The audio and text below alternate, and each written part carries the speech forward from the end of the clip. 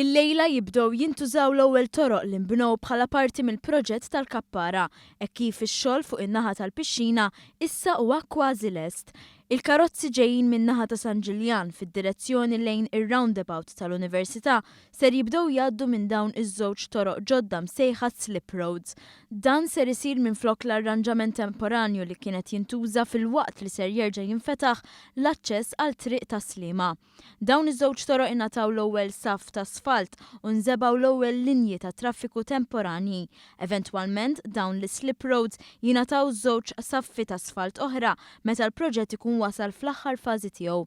Matul dawn l-aħħar xarejn il-ħaddiema natfu ż-żona tal-Lvant bnew ħitan għall-ilquh biex titwessa' it-triq, ġew installati servizzi ġodda u nbnew ukoll dawn it-toroq. Minn issa l-qudiem ix-xogħlijiet jibdew jikkonċentraw fuq il-parti tan-nofs tal-proġett fejn ser jinbena il-pont.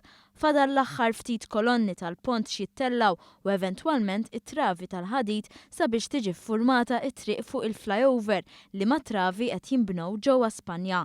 Is-sewwieqa huma mitluba jsegwu l-istruzzjonijiet fuq is-sit li ma' sit jibqa' wieħed ta' kostruzzjoni bil-limitu tal-veloċità jibqa' ta' 30 km fis-siegħa.